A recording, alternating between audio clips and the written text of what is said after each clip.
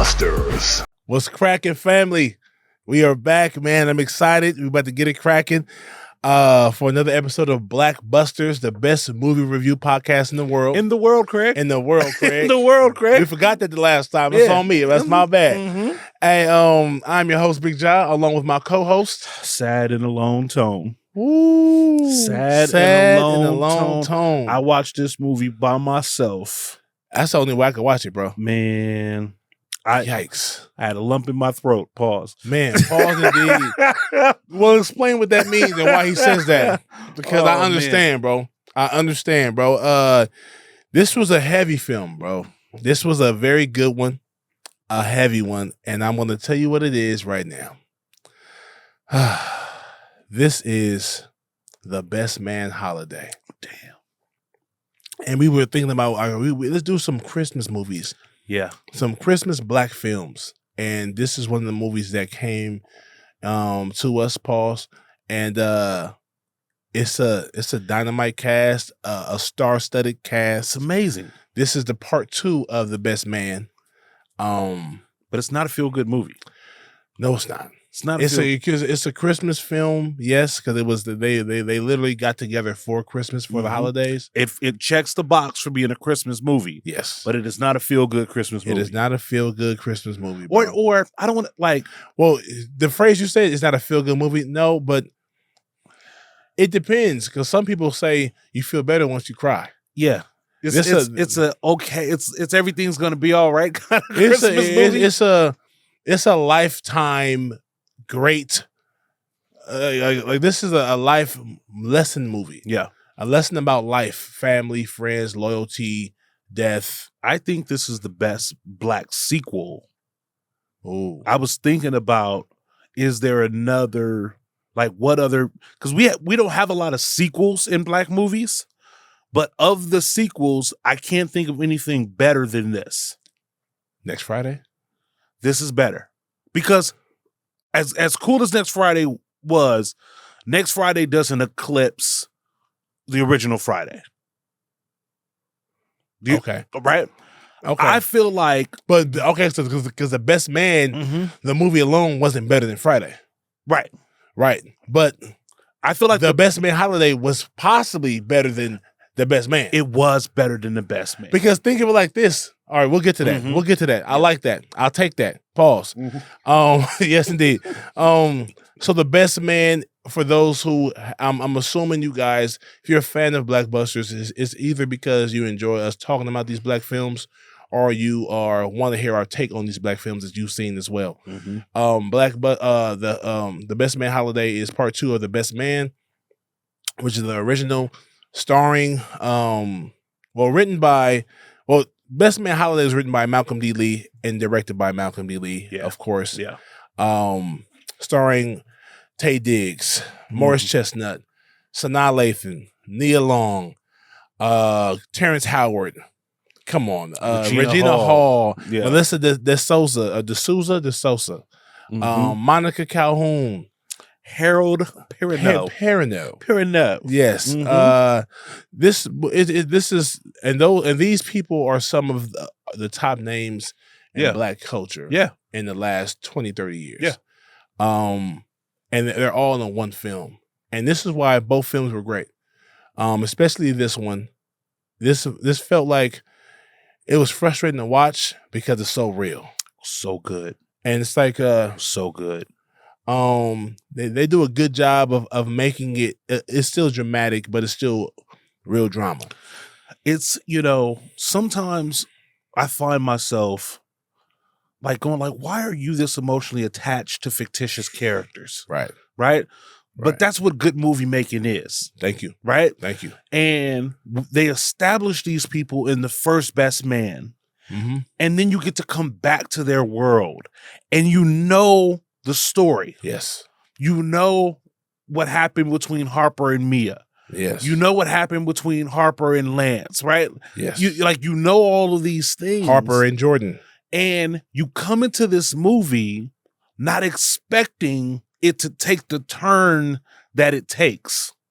Because we don't know any of this. And I'm going back to when I watched it for the first time. The second time I know what happens, but like you don't expect it to They did a great take job. you down this emotional path. It turned left fast. Yeah. And it wasn't early and either. Kept you there. It kept you there. I feel like the nuances of these characters got even better than the first one. So let's just start.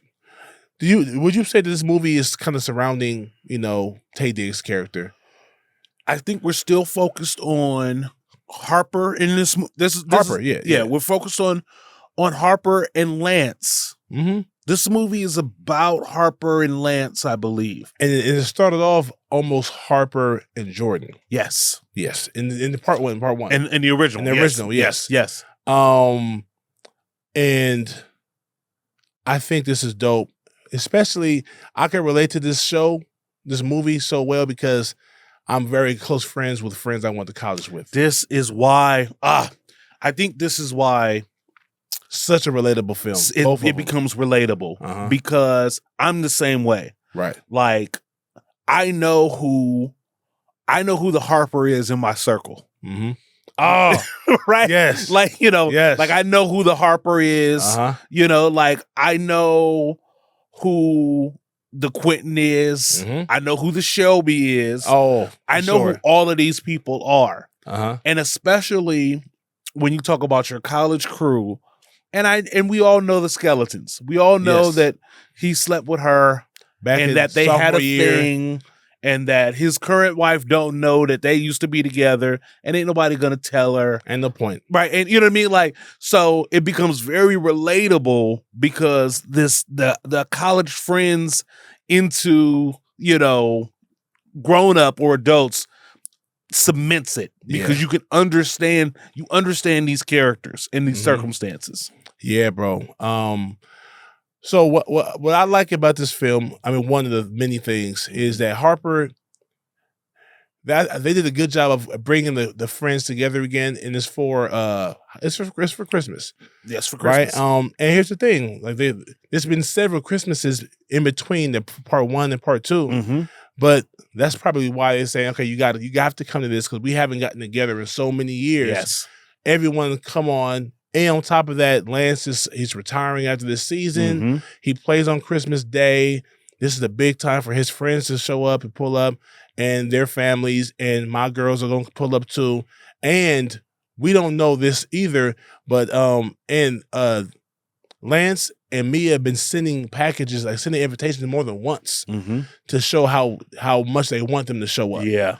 That was important to talk. There was only 2 lines in the movie that said that. They keep sending they resent the invitation. Yeah. They must really want us to come. Yeah. Because Lance and Mia know this is her last Christmas. Yes.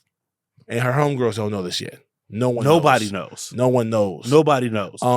They're holding out hope. Right, like Lance has the miracle. She'll pull through, and they talk about all the different types of treatment she's received. But and I don't think Lance wanted everybody there. No. Mia did, and she gets whatever she wants from Lance. Right. So he adds. There was a time in a scene where they were by themselves in the room, and he says, "You happy now?" And that was a real genuine. You happy? Like, yeah, I'm happy. Yeah, all my friends, all your friends are here. I don't think Lance wanted to fuck with anybody. Yeah. Like, I think after what went down with the wedding, obviously he was cool on Harper. I don't know how close he and Q were.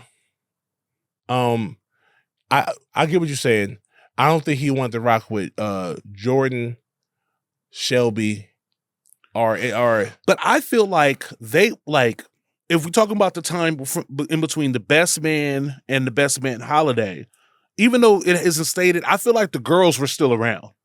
Like, I think Shelby would pull up every now and then, maybe not like within the last year or so where her sickness really kind of started to take a turn. But I feel like the girls were still involved in Mia's life post the original movie.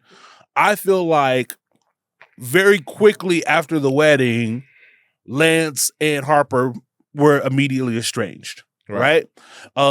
And I feel like Q was always going to do Q, so he may have run into Lance every now and then.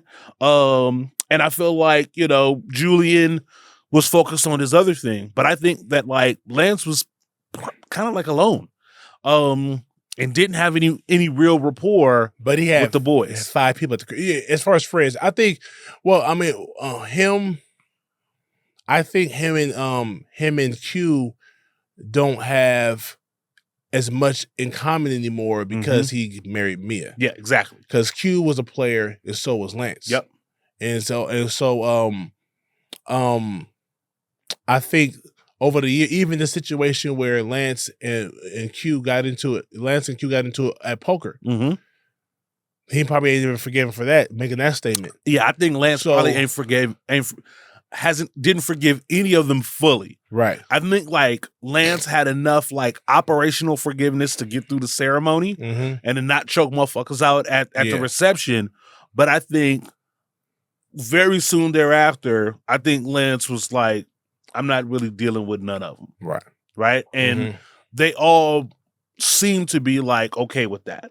Because he's a family man. Yeah. And he's the only one. And Murch, he went off and did his family thing too. Q went off and did his management entertainment business. Right. thing. He's living his life fully. And Taye Diggs, no, he's not welcome. Yep.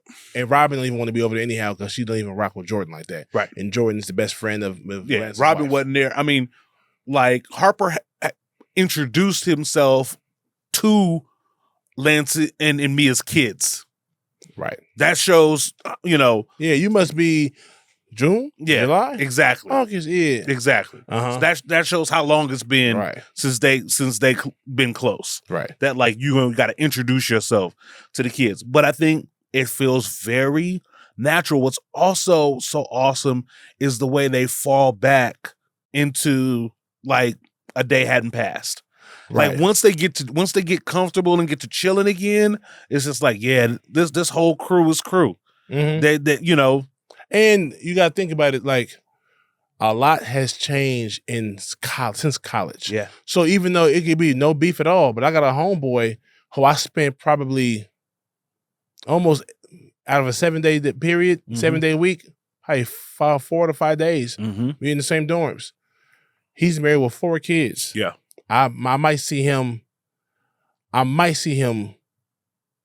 twice a year. Mm-hmm. You know what I'm saying? Yeah. And we cool. And he lives in Long Beach. You know what I'm saying? And there's so many other teammates and homeboys I went to college with that live in LA that I haven't seen in a year or 2 or 3 or 4. And they still live in LA. Yeah. And so I get how that can be. And there's still love. Ain't no beef. But I think that's what it is too. I think it's cool. I think Murch ain't no reason to not like Murch. You know what I'm saying? Julian. And Q either. Yeah. But life is life's. And I think the nucleus of that crew was Lance and Harper. And that's what happened. It kind of once disbanded. Lance and Harper. So they know that Lance knows that Harper and Q and Murch are still solid. Yeah. So I'm not rocking with you or the niggas that rock with you. Yep. Not because I don't have a problem with them, but because I just can't. I'm just, you know what I'm saying? Because if I'm dealing with Q and I'm dealing with Murch, they're gonna bring up Harper. Yeah, I don't want that. So I'm just gonna leave all 3 of y'all alone. Right. So that's what it was. And we didn't know. Getting back into the film, we don't know exactly how they are. This is the movie the first one came out in 2013. Yeah. The second one came out. The first one came out in 2013, and the second one came out this 2020. No, you're referring to the series. Oh, I'm sorry. Thank you. Thank you. I'm all over the place. The last movie came out in 2013. Yeah. The first one came out like 97. Yes. Right. Like 97, 98. So we talking about many years have passed. Yeah. But we don't know the energy of the Best Man holiday, all the characters. Like what we know is that their oldest girl got to be about 7? Yes. The one that was singing up there. Like maybe she's about 7, 8 years old. Oh yeah. So that's and she wasn't born out of wedlock. Right. So like that's a long time. It's been for sure. That's a long time. And careers, a lot of it's very realistic that you can have a very, very close friend from college that you ain't talked to in several years. Yeah. And nothing has happened but life. Yeah. You know what I'm saying? I got people who I love who came to my wedding that I hadn't seen in 10 years, bro. But even my wife was like, man, you got so many people. I had way more people at my wedding than my wife. Wife. Right. But I'm like, there's people who I filmed their wedding. I was the best man, or I was a groomsman in his wedding, And I haven't seen him in 7 years. Yeah. But he's coming to my wedding. Right. There's no way I could have a wedding and him finding out and him not. He'll look at me like, bro, I know we ain't talked. And we ain't talking. Ain't no issue. Ain't no beef. It's nothing. It's just life. I can not talk to somebody for 5 years. Literally not talk to them on the phone or text them in 5 years and see him tomorrow, see him today. And we can spend the whole day together just chopping up, kicking it, cracking jokes. Laughing. Clowning. Like ain't nothing. And then go and not see him for another 3 years. You know what I'm saying? So this is realistic in that sense. How so when Harper and Robyn pull up to the house, they're invited to the house to celebrate Christmas with Lance and Mia Sullivan and their 4 kids. Harper and Robyn are with child. They don't have any kids pregnant. yet. She's pregnant. Murch has 2 kids. Quentin has no kids, of course. So and Shelby comes, and at first you're like, why the hell is Shelby still there? Julian dumped her last year in the last movie, but she is Mia's sorority sister. Yeah, makes total sense. Yes, but they all went to school together. Makes total sense. You know what I mean, that like and that emphasis that Sans, yes, that one line. That's all you needed to know. Her connection to the crew. Still. That's all you needed to know. Yeah, and so that's what's so great is that it establishes that like Shelby is her sorority sister. And what their relationship and bond is going to be, why even though they seem to have different temperaments and different approaches, you know what I mean? Yeah, they still. That's why she's gonna have her around. And Jordan is the best friend that like didn't pledge, right? Or maybe she was too focused on their school. Yeah, just like Harper was. Right. Or maybe she pledged a different sorority. They're not all sorority sisters. Right. They're not. Right. They're not all. So it's almost kind of like. Mia and Shelby could be like AKAs, right? You know what I mean? And Jordan could be a Delta, right? Or something like that, right? True. But they all college focused, right? And they established that Lance is a Q, right? Indeed, right? Yeah. So Mia and Shelby are probably Lance. So Mia and Shelby are probably Deltas. Possibly, but because of Shelby's attitude, she gives me more AKA than Delta. You think? but Mia gives me red. She gives me like she's a Delta. Yeah. So it could be either or. Yeah. All reds ain't perfect, and all AKAs ain't like that. But Shelby gives me more. She's an Aka more than she gives me. She's a red. But. You could be right, and hence that Mia and Lance are together. Yep. And I think Harper was like the guy that just was the Jock's homeboy. Yeah, he was just a Jock's homeboy. He was just a good journalist. Yeah, just like Mia and just like Jordan. Like if Harper was an alpha, that'd make a lot of sense. Yeah, it would. Right. Sure. It makes a lot of sense, even though the script doesn't say it. But if we found out that like both Lance and Q were Qs, that makes sense. Like it makes sense that like Lance and Q would be fraternity, or Q would be a Kappa though. Yeah, you think Q could be a Kappa? Yeah, for sure. It makes sense. Like I mean, he was raw enough to be the bros, but like he was the way he moved, the way he talked, the way he acted, it was kind of like Kappa-ish. You know what I'm saying? But here's the thing. One of my close friends, my manager is Alpha. Yeah. He's my boy. I see him I talk to him every single day.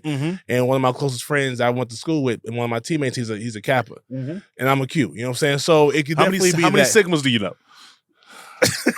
On our yard, it was 2. Yeah. And they were at different times. Yeah.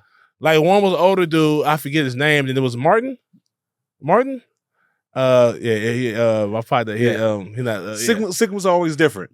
But at San Jose State, they was cracking. Sigma was heavy at San Jose State. Okay. But at my college, man, on my yard, we had me as the bros, and the bros that came before me. And there was a lot of alphas and a lot of Kappas. A lot of Kappas. And a lot of Iotas. Believe it or not. We had a lot of Iotas. It's weird. It's weird.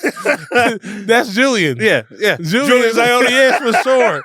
You know what I'm saying? That makes a lot of sense. Harper would be the alpha for sure. We put it all together. Yeah, Harper is definitely an alpha.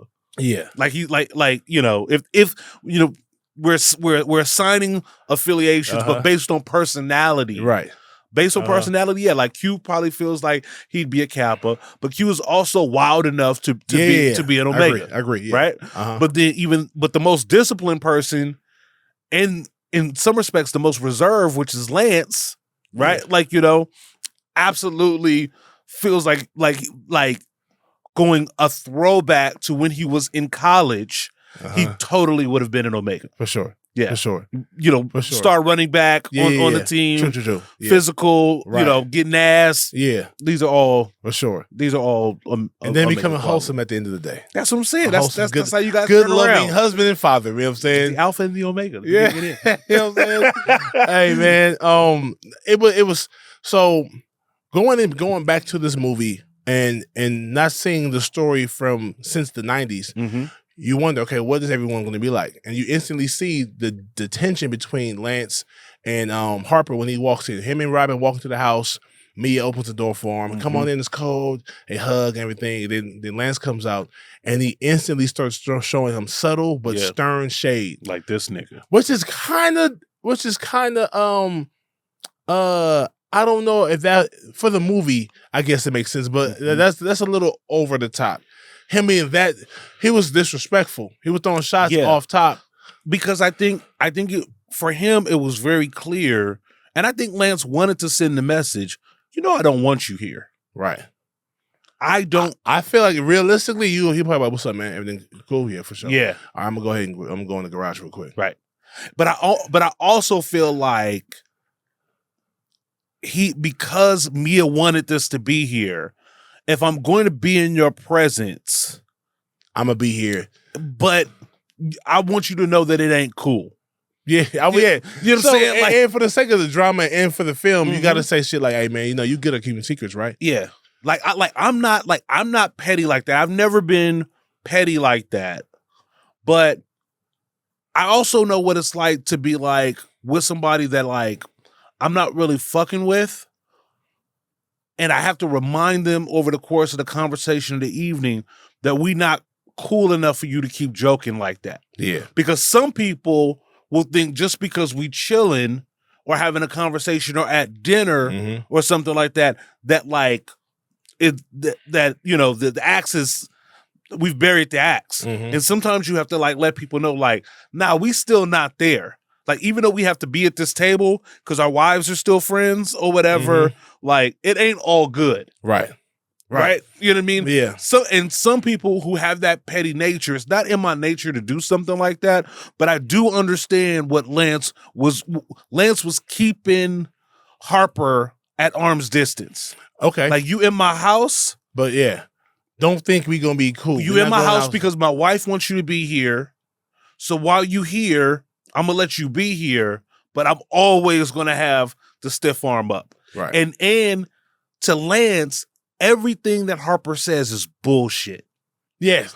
Yeah. Like everything that Harper says is a part of some fucking con. Yeah. Some sort of something. So of course Lance would be eagle-eyed with it. You've done the ultimate disrespect and the ultimate betrayal. You smashed my lady, bro. And wrote about it in your book. So that to me means that you have no empathy, you have no integrity, you have you just have no respect for me. And so I can't believe anything you say now after that. You're not a genuine person. Because you've been my boy for the longest, and at the same time you smashed my wife for years and never told me. Never told wrote about it in your book. You did, because like he could have told him in college, and maybe time heals all wounds. Who knows? Yeah. But like the way he found out in part one was crazy. Yes, and so. Fast forward, I'm thinking that he shouldn't be that mad at him still. Like he did a good speech with the at the wedding, at the toast. Yeah. So and Lance wasn't forgiving that. Yeah, I mean, I could see him not, but yeah, and I think because it's your wife, you can't forget that. You can probably even if you forgave him, you can't forget, which sometimes erases the forgiving. I think here's what's important, and which was an awesome part of this movie, and I think Mia called it out. Mia was like, "You haven't forgiven me." this is why the writing is so. This is why the writing is so crazy, bro. Yeah. Which is so true. Like he loves her so much, he can't hate her. Yeah, and she was saying the anger that you feel towards me, you're applying to Harper. When she said yes, when she said, you're absolutely right. When she said, I'm so sorry for that, and I'm sorry I chose him. I'm sorry I chose him. And he said, you chose him? Yeah. Like, yeah, because really, it's his fault. As Taye Diggs, yeah, you gave in to the buns. Mm-hmm. Yeah, but like it's not like he smashed his homegirl, his best friend's girlfriend. He smashed his girlfriend. He smashed one of his close friends. Yes. They were friends too. Mm-hmm. You know what I'm saying? And she is still wrong. Mm-hmm. I wouldn't have done it, me personally. But she put him in a bad position. And even if let's say she put him in, even if she said, hey, I want to sleep with you, and he says, no, Lance is my best friend, I'm not doing it, you still opened up a Pandora's box. Now he got to tell his best friend that your girl, imagine telling Lance your girls have to smash me. Yeah. And then Lance is going to trip still. You lying, bro. Right. Well, why are you saying this? You jealous? Well, Lance, when it came to Mia, he was blind. We got to think about, you got to get back in the time machine and look at Mia as what she was in undergrad. Right. Right? Because when we get introduced to Mia in the first movie, she's the bride, and we don't really get to see a lot of who she is as a person. But in The Best Man Holiday, I think you come to understand that she's a centerpiece to that whole circle. Right? And if you go back in time, she was like, if Lance is the man, and we know he's the man, to be a woman on his equal shows you just how tough she is. Of a force how powerful Mia was, right? And Mia puts all of that energy, sexual energy, on Harper, right? Yeah. And which is why I think Mia, the conversation that she has with Lance is like, I did this. Yeah. It's not necessarily what Harper did. I was mad at you. He didn't have a chance. He didn't have a chance she could have went with Murch would have folded just like anybody would have folded. And only person that you would think as pussy hungry as he is, you would think that he would fold, but Q might not. Because Q was oddly enough, Q was he's the black sheep of the whole crew. Yeah. But he's probably the most principal. He probably was like, nah, shorty, check this out. Lance is my man. Yeah. And you my homegirl too. I don't think Q would do it. He's for the streets. Yeah. He knows that world too much. He's a player. He'd be like, bro, that's so unplayer of me, I wouldn't do that. And this is why Mia knows that the injury to her sleeping with Q is not the same injury as to her sleeping with Harper. I'm going to choose the closest guy to you. Right. You know what I'm saying? Of course, like even though I'm in agreement with you that Q would never do it, but for Lance's standpoint, is of course Q would do it. Yeah, because Q will smash anything. Yeah, Q's Q. Yeah. Q is Q. So right. But the fact that she says like, I wanted to hurt you, and I'm sorry I chose him to do it because I was trying to hurt you the most. But then she was like, but I need you to either forgive me or forgive him. Because to your earlier point, y'all two need to be friends in order for the rest of this shit to work. Right. Like all of these people, this network that has to survive now that I'm gone, needs the two of you to be tight. I thought that scene was incredible. Bro, yes, I thought that scene was incredible. It was necessary, and it's some of the best work all these actors have been a part of. Because the script is crazy. Hands down. You still, I think it's a perfect mixture of personalities in friendships with Q, with Julian, with Lance, and Taye. I mean, and Harper. Those four guys make up a good friendship realm, and they're all different dudes. Yes. You know what I'm saying? Yes. And they all got each other's back. You know what I'm saying? And, and the lessons that they learn from one another. Like Harper and what's Harold's name? Murch. Yeah, Julian Murch. They both suffer from the ability to be honest. Mm-hmm. I think Harper thinks he's the smartest person in the room. And because of that, he always has to outsmart people. That the obvious choice, like, despite everything, if Harper had been like, Lance, I want to write your autobiography, Lance probably would have just said yes. Or even no the first time, like, why? Yeah. I said, bro, honestly, it has to happen. You're way too important to the sport. You're way too important of a man. I know you're a private person, but this is probably something that you should do once you're retired. All Mia has to do is say, yeah, that's a good idea. And that's going to happen. But he does the shady shit, right? You know, Murch is doing the shady shit with his wife. And it's Q that's always demanding honesty. You know what I mean? Stand up. Stand up. Be right. When Q asked Harper, you need some money, man. It wasn't even about clowning him. It's about like it was back in the first movie. Keep it real, bro. I got you. Yeah. You my man. I love you. Yeah. Keep it 100, man. Like, stop the bullshit. Keep it 100. You need some money, man. It shows you what type of person Q is. They did a great job in this movie, man. Breaking down his character too in such a small, very few scenes. Yeah. Like that scene he had with Mia smoking weed in their bedroom. Yeah. And him sitting on the side of the bed, blazing with her because she got cancer and this can help her pain. And she even said it, you messing up my good girl image. Yeah. Because he's not a good guy. I mean, he's not, you know what I'm saying? He's probably one of the best guys in the crew, though. Yeah. You know when she says, I appreciate you, brother. Yeah. Like, it's such a great line that has so much story behind it. Like, it really puts it in the frame that, like, these two understand each other. Right. And when you think about it, Q is very emotional at her funeral. Yeah. The most emotional. Right. It could be argued, right? He's sitting in that pew by himself crying. Right. You know, and that's because I think that, like, Mia and Q, bro and sis. See, yeah, exactly.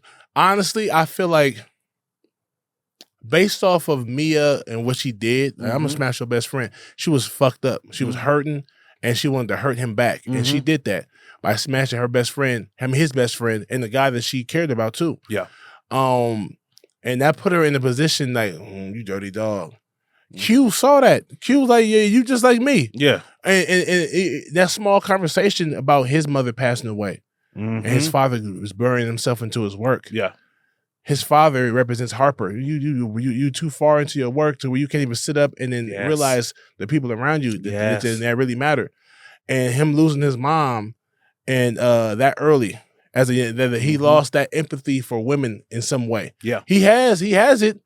But he's one of them kind of one of those kind of guys that thinks, okay, I'm not ready to give myself to a woman in that way. Yeah.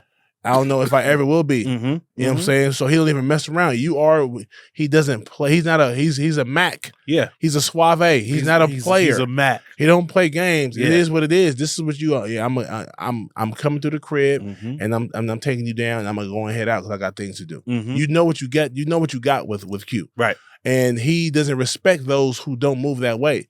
Because good or bad, you still know what you have. And it gives the other person opportunity to make a decision. You know what I'm saying? Q is I wish I had a friend like Q. Because Q sees you and without judgment and will verbally challenge you to be better. Yeah. To be stronger. He did it with Murch. Yep. He does it with Harper. We don't really see a lot of Q and Lance. He's about to kill Harper. Yeah. And he told Lance that was the most important. Yeah. Probably nobody else could have done that. That's why get the fuck out. Everybody left. And he went to go, he threw him off to the wall. Lance threw Harper off through the window and about to take him over the edge. He probably wasn't going to kill him, but he wanted to. Yeah. But he might have accidentally did it had he went further. Right. And then it's such an intense moment that you see Q come over and just lean up against him like, hey man, what's up, man? Yeah. Come on, man. You can't do that. That's your man, $100,000, bro. Right. Stop playing. Yeah. Like he talked him out of that. You know what I'm saying? So very interesting. Yeah. So that's interesting. That goes to show you the level of respect in that he has for Q. You know what I'm saying? And so because he couldn't have, the average person couldn't have talked him down from that. You know what I mean? Yeah. Q, his character just wants you, like you said, he sees you for you. Without the judgment. He kept telling Murch, you married a stripper. And he said it so often you would probably think that he's trying to clown him. Yeah. He's like, no. Bro, these are the things you got to deal with. This is her past. This is so either talk about it with her, discuss it with her, talk about it, or don't have an issue at all. This is what you signed up for, nigga. She's a stripper. You married a stripper. This is what comes with that. You don't say it again. You married a stripper. You married a stripper. Get over it. I thought it was interesting. Candace, this is Regina Hall's character. How, like, if you think about it in real life terms, what somebody's wife in the crew that used to be a stripper, how she would be received, right? Right. Everybody else is from the college crew. You got us, and they've all done well. They all, I don't know if they came from money, but they all have money. Right. Especially if you're talking about them being black sororities, there's just a certain, and she's the only one that doesn't come from that, right? And I thought it was interesting how, I don't want to say they let Shelby pull her down like that. You know what I mean? Like nobody pulled Shelby back. No one took up for her. No one took up for her. Not even Julian enough. Yeah. Like they all let them talk down to that girl, kind of like that. I thought that was interesting. Even after the fight, there was a scene, there's a part after the fight where Shelby and Shelby and Candace get pulled apart. And you see Mia look at Shelby like with disdain. Like, I thought she was going to say something there. And she probably did. They probably cut it out though. But at that point, she should have said something like, wow. Yeah. Wow, Shelby. And just walk off. Yeah. Because Shelby had no right. Of course, we know, a part of me, I'm empathetic, so I feel Shelby in a way. Her personality and attitude is terrible. But she's really doing all this because she's super, super jealous and feels inferior to Candace. Yes. The woman that my boyfriend gave up on me for. So only thing I could do is talk about her being a stripper. Yeah, but I chose her. Yep. You know what I'm saying? I think, and she's jealous of that. I think it's about, I can't lose to that. Yeah. I can't believe I lost to that. Like, I don't even know, she don't even have no feelings for Murch no more, probably. You know what I mean? Like, nothing real. But like, I can't believe like her uppityness and the way she looks down on her. You know what I mean? Like, and I didn't like the fact that nobody checked her on that. Nobody. She had to feel bad on her own. Yeah. So she realized her daughter came out there crying. That's kind of when she kind of like broke character. I broke her trance of hate. Yeah. And realized, okay, I need to slow down. Yeah, no one checked her. Not even like Jordan. But Mia should. But maybe Mia didn't have the energy at the time. Right. But like she eventually did when she yelled and told everybody to stop. Take a breath. There's no way Shelby should apologize to everybody, to Lance. Yes. To Mia. Like, you tripping. This ain't got nothing to do with us. Yeah.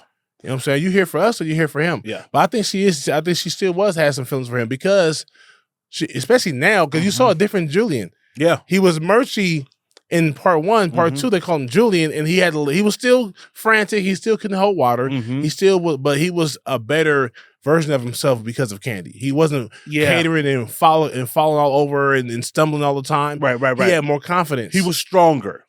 You know, it's interesting because you haven't seen the Peacock series yet. I'm gonna watch that. I really want you to watch it because you see the evolution of these characters, and there's certain foreshadowing that happens in this movie that, like, you know, like Murch's arc right? Like, so where his character goes, where Candace's character goes, where all of these characters go, as someone who has been firmly invested in these characters, do yourself a favor and watch that series. I'm interested to see how does Shelby still, her best friend's gone, how does she still fit in that crew? See, it's and so like I don't want to I certainly don't want to pull the curtain back. Right. But I mean, there's some, Mia puts the crew back together at the end. And there are certain things like how we mentioned that Lance and Harper and the guys don't spend any time together. In the series, they do regularly. This is after, right? This is after the Best Man holiday. It makes sense, though, yeah. And now there's connective tissue between Jordan and Shelby. I was thinking that would make sense because they both had a best friend. This is your soror, and we all went to college together. So I've known you just as long as I've known her. But me and her are friends, and you guys, we're best friends, and you guys are best friends. Now she's gone, and I don't have anyone to share her with except you. Right. You know what I'm saying? So I can see that could be an angle the way to where the pieces get put back together. And then Jordan is the godmother of the kids. So there's continuity there. But for this particular film, they didn't really give Jordan a whole lot to do. I think this movie is about Lance, Mia, and Harper. Yeah. But for the most part, and it just really pays off. As an actress, our actress Monica, who plays her name is Monica Calhoun. In general, I'm not a fan of her characters, right? I didn't like her in Players Club. You know what I mean? I didn't like her in Love and Basketball, but she was fantastic in this. Right. As an actress. When she takes the wig off. Yeah. I'm not a director. You're a director. Right. I am a critic. I watch a lot of movies. I loved how slow it took her to take it off. Even in front of her husband. Yeah. Like she was deciding whether or not she was actually going to do it the entire time. Right. It pulled off. That's very emotional. Right. You know what I mean? And very good. And I love the full circle nature of it all, that Lance ultimately delivers, their breech baby, which they didn't name Mia. Right. There's just a beauty to it. But I know why we don't talk about this movie as much as we probably should. Because it's hard. Bro. It's hard. We haven't discussed that yet. This movie is probably one of the hardest movies I've had to watch in a long time, emotionally. I don't know if I want to watch it again. You know what I'm saying? It's such a great film. If you put the two films together, it's even better. Them together, but separate, it's a great film. Imagine this being the only film period, and this was and we find out about the whole sleeping with each other and stuff in this second film, as if it was the very first film. That could have just been a flashback backstory. Yeah. And this movie sits alone by itself. That's why this is probably the best, like you said, sequel. It's the best sequel. And I think the fact that there was so much time between when the first one came out, I think probably guys around our age, it hits because it really kind of mirrors our timeline a little bit. Bro. Right? Yeah. Sure. The Best Man came out when we were in college. Right? Yeah. And the Best Man Holiday came out when we were grown. For me, I was married and I had a kid. Right. And I had maintained, friendships with some of my boys from college. We all went out as a crew. Right. You know what I mean? I've got the photos from all the different couples that kind of went. But I think the fact that you had that much time between the first movie and the second movie just makes the second movie, the thought of losing your friends and the thought of losing your spouse, and it's just very emotional. My homegirl from college passed away. I talked about it before in a different episode, and I've known her since I was 18 and she was 18. Since we were 18, I was a sophomore and she was a freshman, and I go to the funeral And this is people who I haven't seen in years, man. Mm-hmm. That was at that funeral. And I saw my homegirl who was my year and her teammate, which is my homegirl who passed. Yeah. She was there, and I saw her for the first time probably since over a decade. Mm-hmm. And she was already crying, and she was passing out flies. She was passing out like, what's the word? What's the booklet for the eulogy? Yeah. And the summary. This is the piece. On the pamphlet, the pamphlet, yeah. She was passing out and she was crying and she saw me and she just broke down even more. And it's like, that killed me. Because I think it's because she knows how close she was to me. Mm-hmm. And we hadn't talked. We had probably talked in a year and a half. Mm-hmm. No beef, just life. You know what I'm saying? How long ago was this? This is the year before last. This is 2021. Yeah. Yeah. And I saw her for the first time and we just hugged for like half a minute, man. Just like 30, just hugging. And I haven't seen her in a long time, and vice versa. And it was just like, so when I watch this movie now, it's like, yeah, bro. So it brings back emotions. It's such a real thing where you live long enough, you stay friends, and you be in someone's life long enough, you're going to experience it. You're going to be the one they're crying over, or they're going to be the one you're crying over. So you know what's interesting, man? It's so true that you say it. Me and my boys now tell each other that we love each other more than we've ever done at any point in time. Yeah. I love you, man. Oh, yeah. I love you, bro. You know what I mean? And I think it's because the further you get down the timeline, the more you recognize that life is precious. Yeah. Right? That life and this time that you've had with these people is special. To have a friend that long. Yeah. Now you, man, like, you've got friendships that go back long. You're like, man, we've heard about it on the podcast. Y'all be like, man, I was in kindergarten with this guy. Yeah. And then da-da-da-da-da. And so, and again, there are people that you know for a long time, that you've known for a long time. And then there are those people that are like a part of that special circle that have that, like, they're in a tier of their own. Yeah. And the moments that you share and the relationships and the bonds that you share is very personal and very emotional. And I think that's what this movie taps into, is because without doubt, and we've already talked about it, the movie forces you to look at these people like you look at your people. Yeah. Right?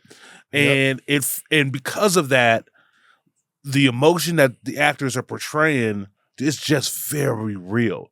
Bro. It just hits home because none of this is unrealistic. Exactly. No.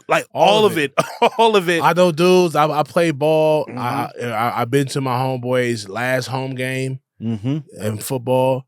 I've been to funerals of homegirls and homies. You know, I've been to birthday parties and I ain't seen somebody in a long time. And with my wife. My wife, I went to a birthday party earlier this year. Well, yeah, I think so.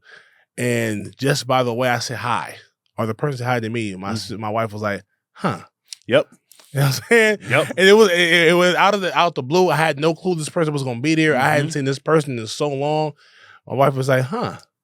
Oh, okay. That's what you mean. Oh, she was like, such and such. I was like, okay. Well, she looked at me. Yeah. I said, yeah. What? She said, yeah. Right. And she said, am I tripping? Am I I said, no, you ain't tripping. Yeah. But see, that was literally 20 years ago. Right. You know what I'm saying? So, and all those things are real. Even it's people who I know at the party that know each other in different ways, and this person now married, and that person used to be together. They were together for half their college career. Right. But they're still best friends with this person, sorority wise, and they are at the party and they see the other person all wifed up with kids and everything. Yeah. And that person feels some type of way. Yeah. That's all that. This is the problem. That's Shelby. This is the problem with Harper and Murch. They don't protect their wives. Like, they don't demand respect for their wives for the circle. It's why Robyn is always kind of getting fronted on a little bit. It's why they leave Candace unprotected. Right? Because Murch hasn't established no one will disrespect my wife. At all. You crazy. Don't you dare disrespect my wife. Right? Nobody protects Candace. Right. she gets to leave. And when she comes back, nobody goes to Candace and say, that was fucked up. Right. I told Shelby she was wrong for that shit. Right. You know what I mean? It's wrong. Everybody knows that Harper don't never be protecting Robyn. Not really. All he do is when he fuck up, he come back and hug on her. Yeah, he come get on his knees. Like a buster. Yeah. Yeah. But these are the lessons that they have to learn. Mm-hmm. A lot of this plays itself out, as the series kind of progresses. Which, I can't we might have to do a BlackBuster on that season to close the circle. Right. In terms of these particular characters. I'm with that. But yeah, man, I mean, I think this movie is one of the best acted. My bad. I think this movie is one of the best acted Black movies. Mm-hmm. It's really good. Yeah. And I'm trying to think about movies that I think are better.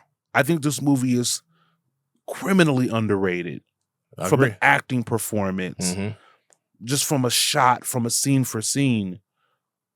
It's really good. I feel like they gave everybody their time. Yeah. Even that small moment, which I really appreciated, with Q and Maya. Go back to the Mia. That was a scene that they didn't have to have that scene because there was no scene like that in part one. Yeah. But in part two, once we know that their relationship she knew him. They might have had a class together, or you know what I'm saying, back in college, and they had a real relationship. It wasn't that Q is my boy's homeboy, my husband's friend. Yeah, I know him too. You know what I'm saying? So and that's how my friendship run too is in college, where it's guys who I know their wives and I know them when they weren't married. I knew them before they even knew each other. Yeah. You know what I'm saying? Even in high school, I did a show in San Diego, and I got a homeboy who I met in high school. I was a sophomore, he was a junior. But I know his wife that he's been married to for almost 20 years. Yeah.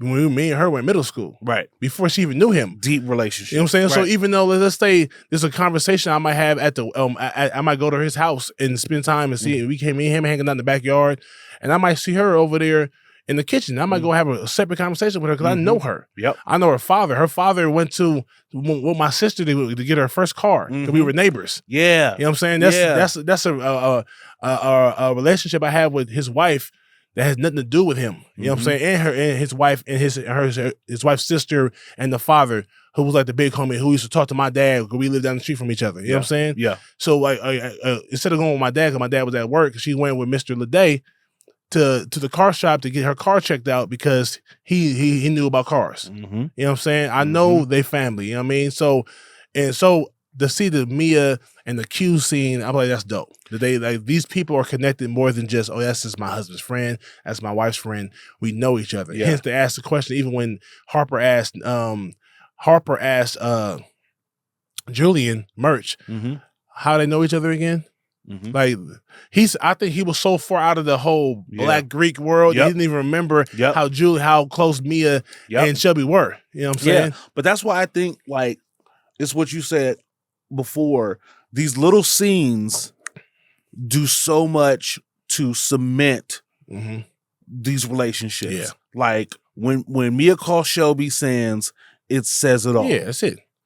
And the subtle, like when Mia looks at Shelby and says, "I love you," when she mouths when Mia's on her deathbed and mouths to and you know what? Despite her craziness, Mia really loved that girl. Oh yeah. Mia really loves that girl and has been working on that girl since undergrad, right? And it's a certain thing when you are in a sorority or a fraternity that a lot of times your personalities are so different, but y'all have one common thing. I got frat brothers who outside of the frat, I probably would never have hung out with this dude. And I always love this dude, and he'll always be a brother to me because of what we went through and because of our bond, those type of things. So I see why Shelby is such a different person than me. Mia is so sweet and so endearing, and Shelby's so materialistic and just nasty. But they got something that they had from the past that's long lasting and something real. Right. right? Because Shelby be acting out. But there's a side to Shelby that only Mia has seen. Exactly. There's a vulnerability, and I think the same thing is present with Q. I don't even know if the homies know that about Q. Yes. That he told Mia. And when he says, it's almost like the first time Q says something affectionate in that way. Like he tells Q, I got you, da-da-da. But when he says, I love you, sister.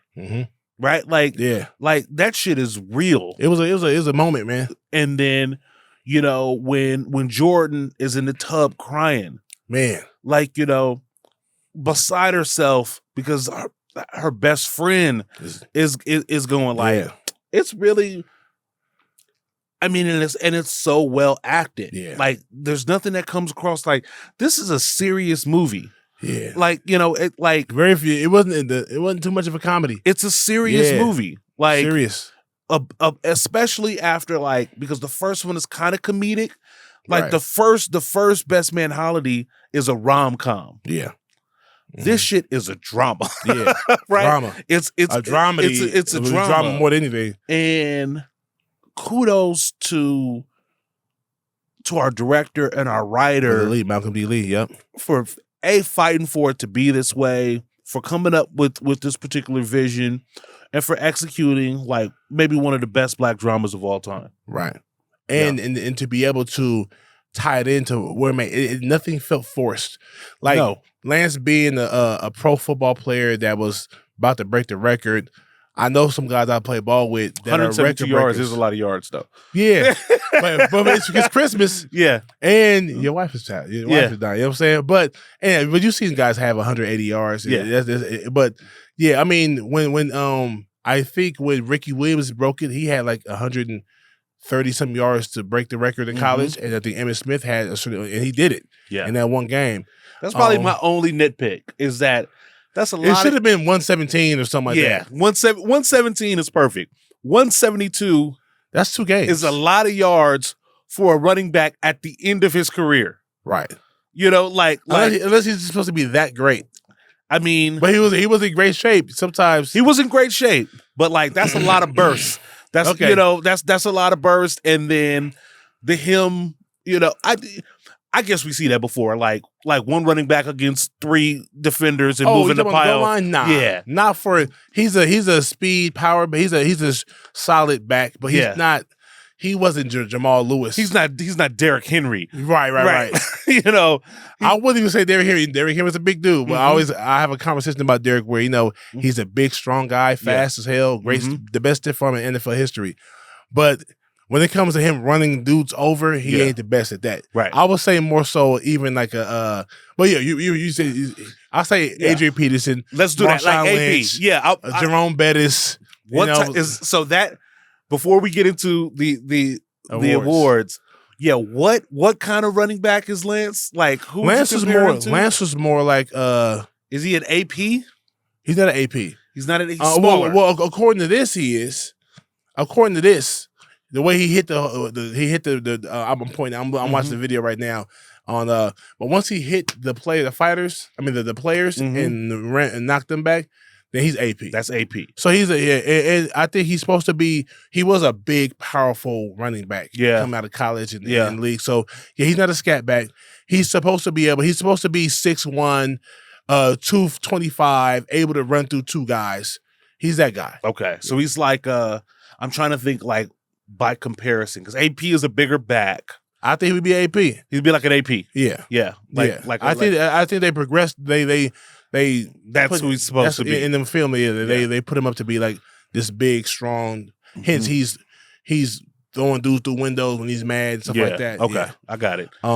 Man, I mean, there's a ton more to talk about with this movie. I know we gotta close it out soon, but I have to say this. Yeah, the New Edition scene is one of my favorite scenes. It's fantastic of all time. It's fantastic. I'm gonna keep it 100. That I love that scene when the 4 guys were performing for the wives and the rest of the family. It was dope, and it shows that they know each other. They've done that before. So they knew the steps, they knew the moves. They put all their stuff behind them. They might have done that at the talent show You know what I mean? Like, Yes. their junior year. We had talent shows at college. We had all that. Yeah. Yeah. And so, yeah, and Lance was happy to do it. He showed out in that. Like, he was, boom. And they realized his energy seemed to be a little subdued to everybody. Mm-hmm. But you also got to remember, he is loyal to his friends. He loves his friends, but he's not happy. He's unhappy right now. Yeah. His wife is sick and she's terminally ill. So he's going through, they don't know that, but he's just going through, he's trying to do the best he can to keep a smile on his face. Yeah. But he's not. He's not happy. He wasn't even going to play. Right. You know what I'm saying? So yeah. But I think they learned a lot. All of them learned lessons on her death. Like, she brought them back together, and it was necessary. He needed to, and Spivey, I mean not Spivey, but Q was very. He contributed to a lot, so it's gonna be to this film and to like the betterment of everybody's character. Mm-hmm. I want to ask you. I look forward to the awards. We're gonna see. That leads us into the awards. We're gonna get into it. MVP. Who's the MVP of Best Man Holiday?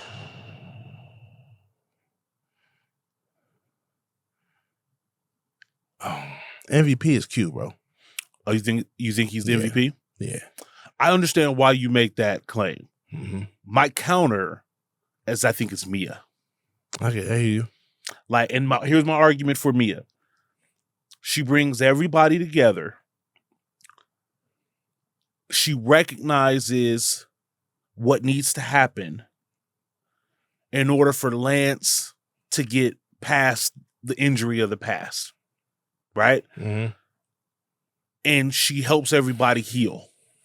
Right? Mm-hmm. Q is always going to be in the MVP conversation right. because of the good work that he does. But I think in this particular one, Mia really sets them off on the right path. And I think what I have in context is the series and what happens we next. Can't do that, right? But that's why even if it wasn't for that, why are they all together with friendship at the end? Why are Lance and Harper? Because she made it. I can imagine the conversation being like, why? I mean, I got love for Murch and Q, but they still talk to Harp, man. I just don't want them to be asking me about Harp when they come over here. So I'd rather nobody come. Mm-hmm. And she's like, no, all your friends are going to be here. Yeah. And this is what it's going to be. So yeah, okay. So she is the one that's the glue, and without her, no one's showing up to that house. Mm-hmm. Exactly. So let's start there. Let's in there too. Yep. She's the reason why the movie is happening. She's invited all these people to the house. Mm-hmm. This big ass mansion too. Man, it's crazy. House was fly. Right. LVP. LVP.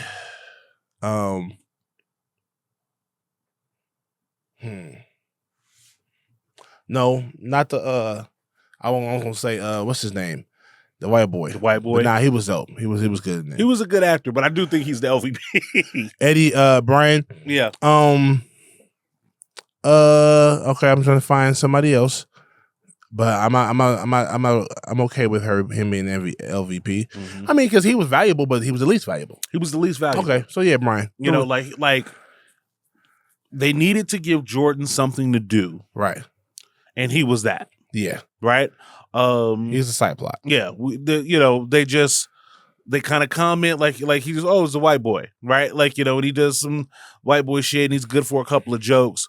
But ultimately, you didn't need him to be there. And if he wasn't there, like, there's nothing seismic that happens, Right. He's not a part of anything. He was supposed to go out of town and meet her in Hawaii, and instead he came back. That was dope. But it wasn't like if they would have gave him more, then their character, their relationship more of the movie, which wasn't necessary. So right. I guess it was showing that she finally gave in. She finally gave in to love. Which is what Mia kind of asked her to do. Mm-hmm. But we just don't get enough there. I think that the time spent with him, I like the way our four main characters, kind of hazed him a little bit, you know what I mean? And was kind of checking him out and doing all this kind of stuff. That part was cool. He gets along with the fellas. He's not, even when he's like, this your first black girl? And he's like, nah, bro. I mean, I've dated all kinds of women, bro. Right. Right. He seemed like a solid. If she was going to be with a white man, that's a white guy that is okay. Yeah, he's still the LVP for this movie though. Yeah, because everybody's so strong, he still deserves to be LVP. You know what I'm saying? You can have 600 yards as a receiver, but you're the receiver on the team that got the least yards. Let's get to the fists. On a scale of 5 to 1, where does the Best Man Holiday rank? I don't know when I'll watch this movie again, but this is a 5. It's a 5. It's a 5. Like it was too real. It's too. That show This Is Us. I stopped watching that because it was too real. You would like This Is Us? Oh yeah, but it was great when I was watching it. But I had to cut it off, man. But this movie, it's hard to watch, just like Rosewood. Rosewood we'll have to talk about that film too. Yeah, but that's a hard movie to watch. This Is Us. I'd sit on the couch crying like a child, bruh. Like this man is my real father, man. like crying. Pops had just left. Pops had just passed, and I couldn't do it. Like the Best Man Holiday might be, like, technically from an acting standpoint, maybe top 10 black movies ever made. Ooh, I think it's that good. Ooh. Because think about it like this: like you and I, are not. I don't want to say we're not emotional. I'm very emotional. Yeah, right. The older I get, and the more people I lose in life, I'll be all over the place. But to elicit that emotion from a movie I've already seen, right, right, like I already know what's going to happen, yet I'm still very emotional. It's so real. That means that it's being really well done. Yes. So even though it might not be in my top 10 favorite movies, in terms of execution and acting, story and script and all of the above, this shit is really good. Real quick, we got to go, but real quick to add to that. When the whole thing about the girlfriend, the wife Candace, and the video popping up from years ago, that makes sense. She's a stripper, so stuff that she might be ashamed of later on in life, but she changed her whole life. She's a different woman, but that pops up, comes back from the past. That's a real thing. And what an incredibly vulnerable thing for her to say, "I needed the money." Like, she turned her back. Yeah, she was ashamed of herself. She was ashamed of herself. That was a moment for me too. Yeah, she couldn't even look him in the face, and then she had to say, like, "I needed the money." And for everyone else to know but her that he knew, that's fucked up. That hurt her. That broke her down. Yeah, like, and then she offered him, but it only happened once. Yeah, so I think we need to make a pledge that you're going to watch the series. I am, and then we will come back and we'll do an episode, and that'll be the first series BlackBuster will do. Cool. Or at least for sure. But that's our time, family. That was dope. Necessary. It was a hard movie to watch, but please watch it. The Best Man Holiday. Yeah, and I don't say this often. This is a sequel that might have been better than the original film. Yeah. And the original film I love too. Yep. I thought was amazing. Yep. I gave it a 5 as well. Yeah. And for me, you know what I'm saying? But this 2 is a 5. If you can give it more than a 5, it's a 5 Black Fist. Yeah. And then the thumbs up. I mean, it's really rare that you see a movie that elicits this type of emotion that don't have to deal with race. Right. Like there's no there's nobody that was civil killed. rights. Yeah. It's just like the power of relationships. Yeah. Whew. I love it, man. Yeah, man. Everyone killed it.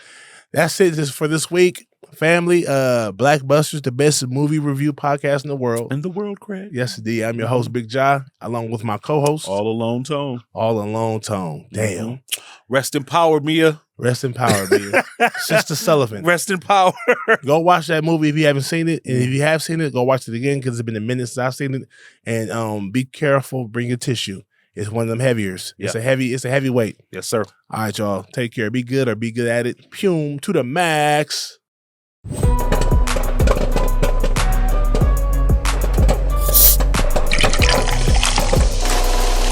BlackBusters.